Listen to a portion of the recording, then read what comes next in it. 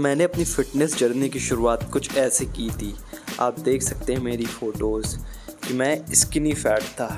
उसके बाद मैंने गेन किया, तो गेन करने के चक्कर में मैंने फ़ैट भी कुछ ज़्यादा गेन किया। अब मेरा चेहरा भी देख सकते हैं। लेकिन अपनी गलतियों से सीखते सीखते मेरे को टाइम लगा एक अच्छी फ़िज़ीक, एक लीन फ़िज़ीक को पाने में, बट मैं कंसिस्टेंट रहा। तो आज जो है मेरी फ़िज़ीक काफ़ी मुझे अच्छी लगती है और कुल मिला के मैं अपनी ड्रीम फ़िज़ीक की तरफ बढ़ रहा हूँ। तो मेरी गलती से आप ज़रूर सीखिएगा। ये वीडियो आप लास्ट तक देख लीजिएगा। जिनको बॉडी लीन चाहिए, रिपनेस चाहिए, जिनको ज़्यादा साइज़ नहीं गेन करना है, ये 15 मिनट इस दे दीजिएगा इस वीडियो को। पूरी वीडियो आप लास्ट तक देखिएगा। आप मेरे एक्सपीरियंस से सब कुछ आपको पता चलने वाला है इस वीडियो में। एक एक चीज़ मैंने आपको बताया है, डाइट, सप्लीमेंट और वर्कआउट। तो वीडियो लास्ट तक ज़रूर देखिएगा। तो भाइयों राम राम, मैं वापस से आ चुका हूँ एक नई वीडियो के साथ। और इस वीडियो में मैं अपने एक्सपीरियंस के बेस पे बताने जा रहा हूँ how to get a lean physique. मेरी फिज़ीक आप देख सकते हैं, लीन है और रिपनेस भी अच्छी है, साइज़ भी डिसेंट है क्योंकि नेचुरल हूँ, ज़्यादा एक्सट्रीम में डाइट नहीं है। तो सारी चीज़ें मैं आपको बताऊँगा कि मैंने एक ऐसी फिज़ीक कैसे अचीव करी। तो वीडियो की एडिटिंग पे ज़्यादा ध्यान मत दीजिएगा क्योंकि एडिटिंग जितनी अच्छी मैं कर सकता था उतनी मैंने कर दी है। बट जो इन्फॉर्मेशन मैं देने जा रहा हूँ वो बहुत इम्पॉर्टेंट है। इसी के पैसे लोग चार्ज करते हैं, बट मैं फ्री ऑफ कॉस्ट देने जा रहा हूँ। और ये सारी चीज़ें मैंने खुद पहले अप्लाई करी है और मेरे को रिज़ल्ट आए, फिर मैं आप लोगों के साथ शेयर करने जा रहा हूँ। तो वीडियो अगर लंबी हो तब भी देख लीजिएगा क्योंकि इसमें आपका फ़ायदा ज़्यादा है, मेरा फ़ायदा उतना नहीं है क्योंकि मेरा जो चैनल है वो अभी तक मोनेटाइज नहीं हुआ है। तो इसलिए आप ही का फ़ायदा है इस इन्फॉर्मेशन के बाद आप जो है अपनी एक अच्छी फिज़ीक, जिनको लीन चाहिए, वो अचीव कर लेंगे। और अब पहले मैं अपने बारे में कुछ बता देता हूँ। मैं भी एक मिडिल क्लास फैमिली से बिलोंग करता हूँ, तो मेरे को भी बहुत एक्सट्रीम डाइट नहीं मैंने करी है। लिमिटेड बजट होता था तो बहुत एक्सट्रीम डाइट नहीं करी, बहुत हाई प्रोटीन नहीं रखा, बहुत अच्छे सप्लीमेंट नहीं लिए। उसके बावजूद मैंने एक लीन फिज़ीक पा ली है और जो देखने में अच्छी लगती है। अब मैं यहाँ पे साइज़ की बात नहीं कर रहा हूँ कि मेरे को कोई बॉडी बिल्डर नहीं बनना है या मुझे कोई पावर लिफ्टर नहीं बनना है। मेरे को सिर्फ दिखने में अच्छा लगना है, मेरी फिज़ीक अच्छी हो, थोड़ा सा मसल मास हो, देखने में बढ़िया लगूँ, बस मेरे यही गोल्स हैं अभी। और आप लोगों के भी अगर यही गोल्स हैं तो ये वीडियो आप ज़रूर देखिएगा, पूरी देखिएगा। एक एक चीज़ मैं ब्रेक डाउन करूँगा, सब कुछ मैं बताऊँगा, वर्कआउट से लेकर डाइट से लेकर सप्लीमेंट, क्या क्या मैंने यूज़ किया था, क्या उसका बजट रहेगा। तो वो सारी चीज़ें इस वीडियो में मैं कवर अप करने जा रहा हूँ। तो और कुछ पूछना है, कुछ मिस हो जाता है तो आप मुझे कमेंट कर सकते हैं, मैं वहाँ पे भी आपको बता दूंगा। और वीडियो पसंद आई तो लाइक भी कर लेना, चैनल पर तो सब्सक्राइब भी कर लेना। तो जो है मैं अपना वीडियो स्टार्ट करता हूँ। इस वीडियो को मैं ब्रेक डाउन करता हूँ 3 मेन पार्ट्स में। सबसे पहला है वर्कआउट, दूसरा है डाइट, तीसरा है सप्लीमेंट। तो ये तीनों के बारे में बात करेंगे, डिटेल में बात करेंगे। पहले चलता हूँ वर्कआउट के बारे में। देख लीजिए अभी जो वर्कआउट की जो स्प्लिट मैंने फॉलो करी थी। सबसे पहले मैं कुछ बता देता हूँ अपने बारे में कि मैं स्किनी फैट था, मतलब कि मेरा जो पेट था वो ज़्यादा था और हाथ पैर पतले थे। तो जो स्किनी फैट होते हैं उनको थोड़ा सा प्लस पॉइंट होता है क्योंकि उनको गेन करना होता है क्लीन और थोड़ा सा फैट घटाना होता है। लेकिन जो लोग ओवरवेट हैं, ओबीस हैं, मतलब कि जिनका बॉडी फैट 30 या 35 के ऊपर है या अप्रॉक्स यहीं के आसपास है, उनको थोड़ा डिफ़िकल्ट ज़्यादा होता है एक लीन फिज़ीक पाने में क्योंकि उनको बहुत अपना बॉडी जो फैट है उसको हटाना पड़ता है। लेकिन जो पतले होते हैं उनको सिर्फ गेन करना होता है। तो गेनिंग स्लाइटली मेरे एक्सपीरियंस के बेस पे थोड़ा सा ईजी काम है। और इस जो अगर स्किनी फैट भी है तो थोड़ा सा कार्डियो करके स्किनी फैट को थोड़ा टाइम देंगे तो वो भी रिमूव हो जाएगा। तो ये तो मेरा जो प्लस पॉइंट था वो था मैं स्किनी फैट था, मतलब कि अंडर वेट था। तो मेरे को सिर्फ गेन करना था, हटाना ही, मतलब फैट रिमूव इतना नहीं करना था। तो ये था मेरा कुछ बैकग्राउंड, मैंने आपको बता दिया मैंने स्टार्ट कहाँ से किया था। तो अब चलते हैं वर्कआउट स्प्लिट पे। तो मैंने कई वर्कआउट स्प्लिट फॉलो करी थी, जो जैसे ब्रो स्प्लिट हो गया और एक दिन में एक ट्रेनिंग, मतलब एक मसल को ट्रेन कर रहा हूँ। तो ये सारी चीज़ें अगर आपको लीन फिज़ीक चाहिए तो करने की वैसे ज़रूरत नहीं है। सबसे अच्छी जो स्प्लिट रहती है वो रहती है पुश पुल लेग्स, क्योंकि इस स्प्लिट में आप हफ्ते में 2 बार हर मसल को आराम से ट्रेन कर लेते हैं और संडे को आपको रेस्ट करना है। तो ओवर ट्रेनिंग नहीं करनी है, 6 दिन इनफ रहेगा। पुश पुल लेग्स आप स्प्लिट फॉलो कर सकते, जो मैंने भी फॉलो किया था। मंडे को मैं लगाता था चेस्ट, ट्राइसेप, शोल्डर। एक्सरसाइज बता दूं तो मेनली मैं जो है कंपाउंड मूवमेंट्स पे फोकस करता था। मतलब कि जैसे बेंच प्रेस हो गया अगर चेस्ट लगाना है, इंक्लाइन प्रेस हो गया, बारबल की बात कर रहा हूँ, और अगर मेरे को शोल्डर लगाना है तो मिलिट्री प्रेस हो गया, डंबल प्रेस हो गया, और ट्राइसेप की बात कर लूँ तो स्कल क्रशर हो गया। तो जो कंपाउंड मूवमेंट्स होते हैं उस पर मैं ज़्यादा ध्यान देता था, क्योंकि ये आपके बेसिक्स हैं। बेसिक्स मतलब अगर इम्पोर्टेंट बात करूँ तो ये बॉडी बिल्डिंग या एक जिम वालों को पता होगा ये बेसिक्स है। तो अगर आप बेसिक पे फॉलो करते हैं और स्पेशली अगर कंपाउंड मूवमेंट आप लिफ्ट कर रहे हैं तो आपका जो फैट लॉस होता है वो बाकी का एक्सरसाइज से थोड़ा से ज़्यादा होता है, वो जल्दी होता है, और आप जो है अंदर से भी स्ट्रॉन्ग होते हैं। क्योंकि कंपाउंड मूवमेंट्स अवॉइड अगर नहीं करेंगे तो आपकी जो ऑलरेडी जो फिजिक है वो एक अच्छी फॉर्म में, अच्छी शेप में आने लगती है अगर कंपाउंड मूवमेंट पे थोड़ा ज़्यादा फोकस करेंगे। बाकी एक्सरसाइज भी बुरी नहीं है, कर सकते हैं, लेकिन मैं अपने एक्सपीरियंस के बेस पे बता रहा हूँ कि आप कंपाउंड मूवमेंट ज़रूर करने चाहिए।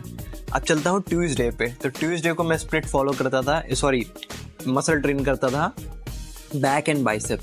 अब बैक में मैं डेडलिफ्ट, बेंड ओवर और डंबल रोइंग इन पे थोड़ा ज़्यादा ध्यान देता था, और इनके मैं 5 सेट परफॉर्म करता था। तो क्योंकि ये भी कंपाउंड मूवमेंट है बैक के। बाइसेप का कंपाउंड मूवमेंट हो गया बारबल कर्ल। तो ये सारी जो चीज़ें मैं एक्सरसाइज में बता रहा हूँ इसको आप अपने स्प्लिट में ज़रूर ऐड करिएगा। ये बहुत इफेक्टिव एक्सरसाइज है जो मैंने आपको बताई है। और वेडनेसडे को मैं करता था लेग्स ट्रेन। तो लेग्स में स्क्वाट्स और sumo squat, hack squats, lunges, इन पे थोड़ा ज़्यादा ध्यान देता था क्योंकि ये सारे कंपाउंड मूवमेंट्स हैं। और लेग्स के साथ ही साथ जिस दिन लेग करूँगा उस दिन मैं करता था एब्स ट्रेन।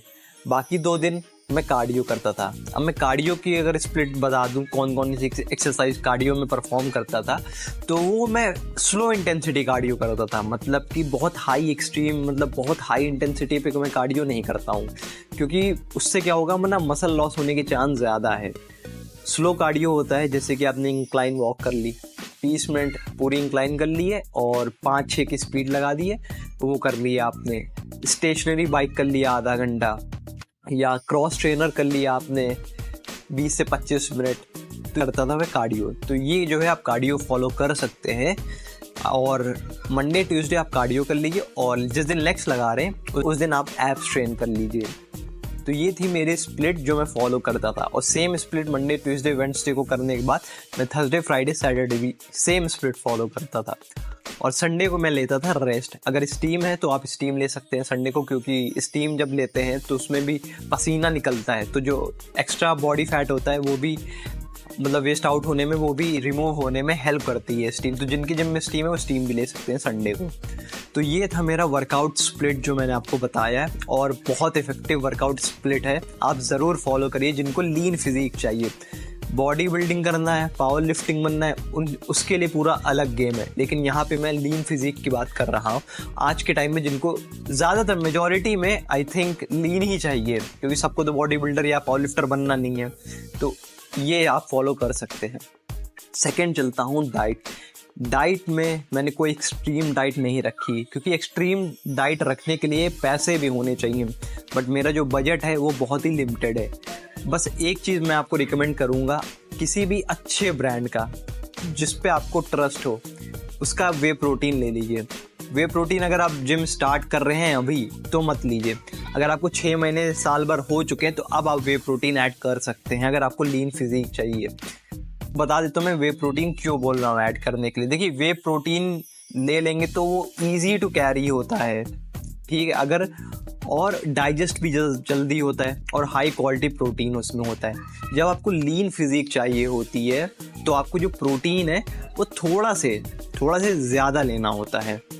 मतलब कि जो आपकी जो सबसे पहले मैं कैलोरीज की बात कर लेता हूँ, पहले बता देता हूँ कैलोरीज। जैसे कि मेरी मेंटेनेंस कैलोरीज है, मेरी एज है 25, मेरी हाइट है 5 फुट 9 इंच, और मेरा बॉडी वेट है अभी 62 kg। 62 kg में जो भी है वो सिर्फ मेरा मसल मास है।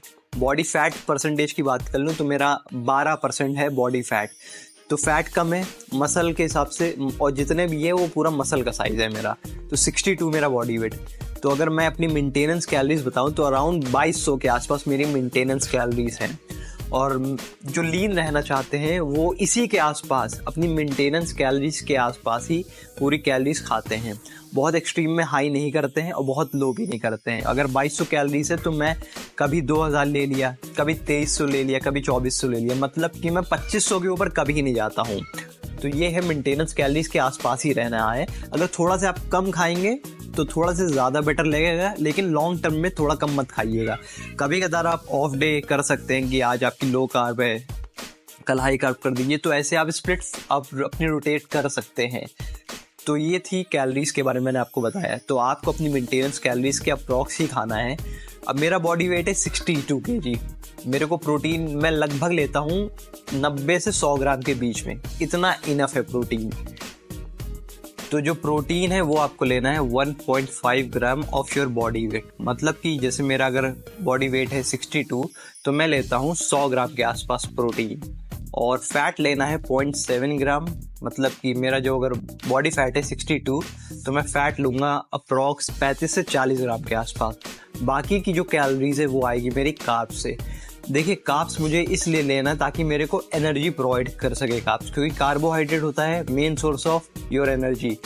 तो इसलिए कार्ब्स खाने बहुत इंपॉर्टेंट है। बस उतने ही खाने हैं कि मैं वर्कआउट अच्छे से परफॉर्म कर लूँ, मेरी बॉडी की जो फंक्शनिंग है वो अच्छी तरीके से होती रहे। मुझे गेन नहीं करना है, तो गेन करने के लिए मेरे को ज़्यादा कार्ब्स खाने पड़ेंगे। बल्किंग अगर आपको करनी है तो ज़्यादा कार्ब्स खाने होते हैं, और फैट लॉस करना होता है तो आपको कम कार्ब्स खाने होते हैं। लेकिन आपको अगर लीन फिजिक चाहिए या मेंटेन आपको करनी है तो आपको बस उतने ही कार्ब्स खाने हैं जितने आपको एनर्जी प्रोवाइड करें आपको वर्कआउट करने के टाइम पे, और आपकी जो बॉडी की फंक्शनिंग है वो सब सही से होती रहे। तो इस हिसाब से आप अपनी जो डाइट है वो कस्टमाइज कर सकते हैं। वो मैंने आपको बता दिया फॉर एग्जांपल के थ्रू कि आपको कितना प्रोटीन चाहिए, कितना फैट चाहिए और कितने कार्ब्स चाहिए।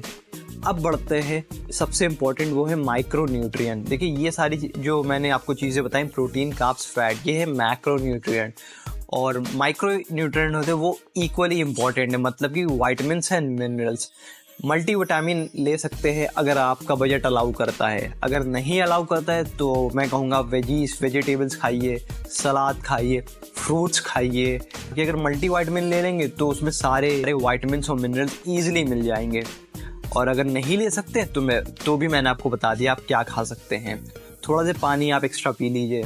तो ये सारी चीज़ें की मदद से मैंने एक लीन फिजिक पाई थी। समझाया कि आपको डाइट किस तरीके से रखनी है और कैसी चीज़ें लेनी है। थोड़ा सा और ब्रेक डाउन करूँ तो कार्बोहाइड्रेट पे थोड़ा ज़्यादा फोकस करता हूँ। तो आपको जो कार्ब्स लेने हैं वो कॉम्प्लेक्स कार्ब्स लेने, मतलब कि आपको ब्राउन ब्रेड आपको रोटी खाना है, राइस खाना है। राइस में ब्राउन राइस ले सकते हैं, थोड़ा ज़्यादा बेटर रहेगा। वरना वाइट राइस भी ले सकते हैं, क्योंकि मैं भी वाइट राइस ब्राउन राइस थोड़ा मिक्स करता रहता था। रोटी, brown rice, white rice, sweet potato, आलू, ओट्स, दलिया। तो ये कुछ सोर्स मैंने आपको बता दिए कार्बोहाइड्रेट के। प्रोटीन के लिए एग वाइट्स, वे प्रोटीन, स्प्राउट्स, ये सब आप ले सकते हैं, क्योंकि लीन सोर्स प्रोटीन चाहिए तो ये थोड़े ज़्यादा। बाकी आप दाल, राजमे, छोले, चने ये भी खा सकते हैं, उसमें कोई प्रॉब्लम नहीं होगी। फैट्स के लिए मैं बता दूं तो होल एग और पीनट बटर, नट्स जैसे कि काजू, किशमिश, बादाम, पीनट्स, और ये सारी चीज़ें हो सकें। सीड्स ले सकते हैं फैट्स के लिए, मतलब जैसे कि flax seed, chia seed, sunflower seed, pumpkin seed. Seeds भी ज़रूर ऐड करिए, क्योंकि सीड्स मैं भी लेता हूँ। फ्लेक्स सीड से आपको ओमेगा 3 फैटी एसिड मिल जाते हैं। जो लोग फिश नहीं खाते हैं तो उनको सीड्स भी ज़रूर ऐड करनी चाहिए, क्योंकि आपके बालों, आपके स्किन के लिए बहुत इंपॉर्टेंट है। तो आप अपनी डाइट में सीड्स भी ऐड कर सकते हैं। तो ये मैंने ब्रेक डाउन कर दिया कि आप डाइट में क्या क्या खा सकते हैं और कैसे खा सकते हैं। और अगर कुछ मिस हो रहा है तो आप मुझे कमेंट कर सकते हैं, मैं वहाँ पे आपको बता दूंगा। अब बढ़ता हूँ सप्लीमेंटेशन की तरफ। सप्लीमेंट की अगर बात करूँ तो सिर्फ मैं वे प्रोटीन और मल्टीविटामिन ऐड करने को बोलूँगा, क्योंकि वही मैंने भी ऐड किया है। बाकी क्रिएटिन को ऐड करना है वो क्रिएटिन ऐड कर सकते हैं, कोई इसमें प्रॉब्लम नहीं है। लेकिन क्रिएटिन मैंने अभी तक नहीं लिया है और मेरे कोई ज़रूरत नहीं फील नहीं होती है, तो मैंने इसलिए नहीं लिया है। लेकिन जो लोग ले सकते हैं वो क्रिएटिन ले। और सप्लीमेंट में अगर बता दूं तो और कोई मेजर सप्लीमेंट जैसे अश्वगंधा, ये सब ऑप्शनल में डाल रहा हूँ। जैसे अश्वगंधा ले सकते हैं, क्योंकि फिजिक चाहिए या मसल बिल्डिंग करनी होती है, आपको स्ट्रेस फ्री रहना होता है। तो अश्वगंधा लेने से जो आपका स्ट्रेस है वो थोड़ा कम रहेगा। लेकिन ऑप्शनल में डालना कोई इंपॉर्टेंट नहीं, क्योंकि मैं नहीं लिया था। तो ये थी मेरी सप्लीमेंटेशन। और अगर कुछ पूछना है तो आप मुझे कमेंट कर सकते हैं। बाकी मैंने आपको डाइट भी बता दिया है, वर्कआउट स्प्लिट भी बता दिया है, सप्लीमेंट भी बता दिया है।